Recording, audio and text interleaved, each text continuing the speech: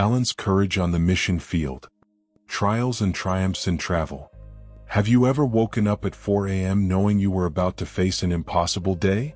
Like, you look out the window, it's raining, you're exhausted, you barely slept the night before, and yet you still have to leave the house and face a journey that you know will break you physically. And the issue isn't just the tiredness.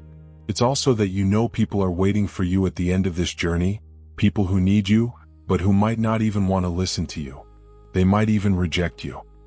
Yeah, that feeling of why did I get myself into this, combined with I can't give up now, is one of the most human experiences there is. And that's exactly what we're going to talk about today.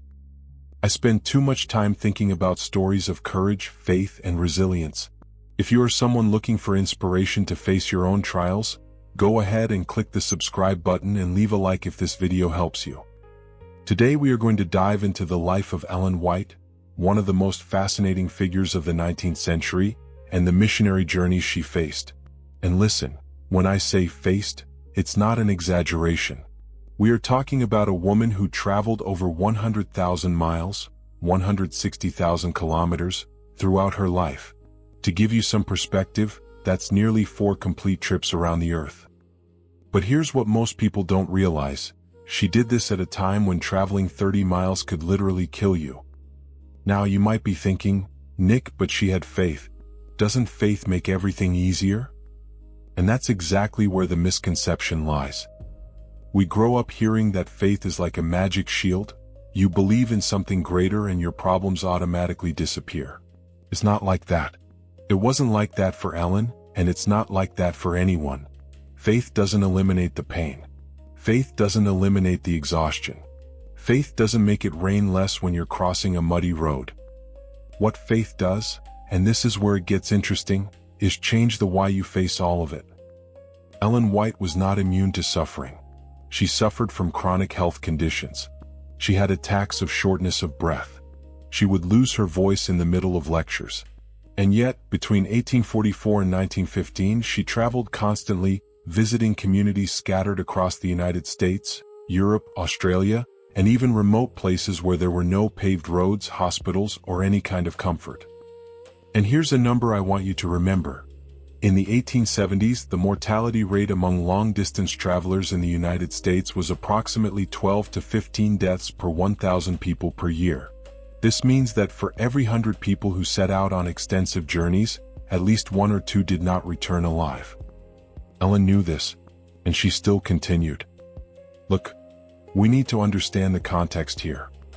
When Ellen began her missionary journeys in the 1840s, the United States was still a developing country. Most rural roads were dirt tracks that turned into swamps in the rain. Wagons were made of rough wood with no shock absorbers. You literally felt every bump, every stone. And we are not talking about quick trips. A 200-mile journey, something you do today by car in 3 hours, could take weeks back then. You would wake up before sunrise, travel all day in the rain or scorching sun, stop to sleep on unknown farms or makeshift camps, and start over the next day.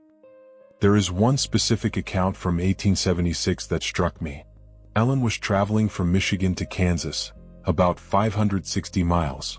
The trip took 18 days. During that time, she slept in 14 different places. In one of those places, she wrote in her diary, "The night was so cold we could not get a fire going. I slept with 3 blankets and still woke up shivering." And here's the part no one talks about. She was 49 years old at the time. She wasn't a young adventurer. She was a middle-aged woman with health problems, traveling in conditions we would consider inhumane today. But why? Why would anyone do that?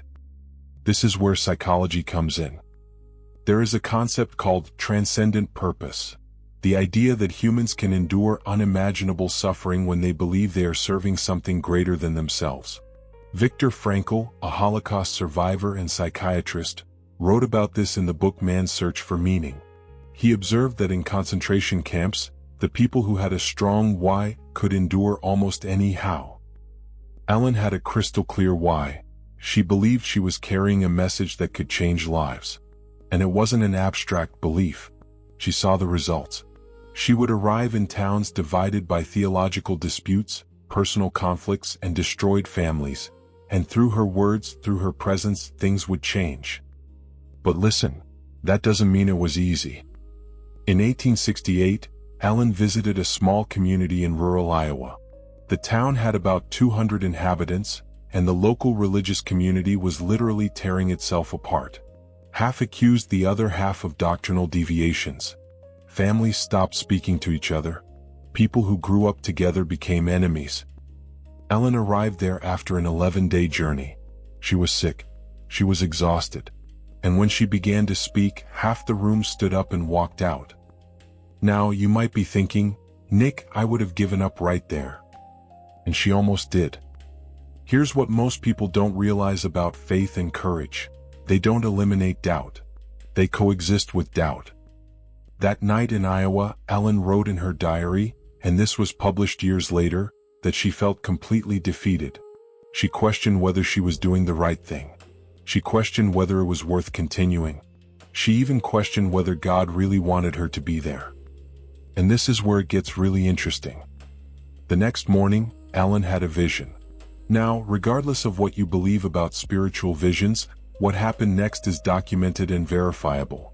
She returned to that community, gathered the people again, and spoke with a clarity and authority that transformed the atmosphere. The people who had left came back. Families began to reconcile. In 3 days, the community was reunited. And look at the irony, Ellen was still sick. She was still exhausted. The return trip was as difficult as the outbound one. But something had changed, not in the external circumstances, but in the internal conviction. This reminds me of something psychologist Martin Seligman discovered decades later. Resilience is not the absence of suffering. Resilience is the ability to find meaning within the suffering. Let's talk about numbers because numbers tell stories. Between 1870 and 1887, Ellen White undertook approximately 350 documented trips. That's an average of more than 20 trips per year, almost 2 per month, for 17 consecutive years. She visited over 200 different communities spread across 18 American states. In 1885, she traveled to Europe. The ship journey lasted 14 days. At that time, crossing the Atlantic was dangerous. Storms could sink ships. Diseases spread quickly in confined spaces. Ellen was seasick the entire crossing. But here is the detail that fascinates me. When she arrived in Europe, she had a schedule of 68 lectures planned in 4 months. 68. That's more than 4 lectures a week in countries where she barely spoke the language, translated by interpreters, speaking to skeptical audiences. And she did this at the age of 58. Now compare that to your life. How many times do we give up on something because it's too hard? How many times do we think that 58 is the age to slow down, to stop taking risks? It's not a judgment. It's a reflection. The point is this. Ellen White was not superhuman. She didn't have superpowers. She was afraid. She got sick. She doubted. But here's what she had that most of us lose sight of: clarity about the why. You know that feeling of waking up without really knowing why you're doing what you're doing? That automatic routine where you live but you don't feel alive? Ellen never had that. She knew exactly why she woke up at 4 a.m. She knew why she got into that uncomfortable wagon. She knew why she spoke even when people walked out of the room. And here's the most beautiful part. She didn't keep this only for herself. There is an account from 1883 where Ellen was traveling with a small group through Texas. The wagon broke down in the middle of the road. They were stuck for 2 days waiting for repairs. And what did she do? She started teaching the children of the nearest farm. She didn't waste that time. She transformed a frustration into an opportunity. That is active faith. That is applied courage. So, what do we do with this? Look, I'm not going to tell you that you need to travel 100,000 miles or face storms in the Atlantic. But I am going to ask you a question. What is your why? Why do you wake up every day? Why do you face what you face? And if you don't have a clear answer, maybe it's time to find one.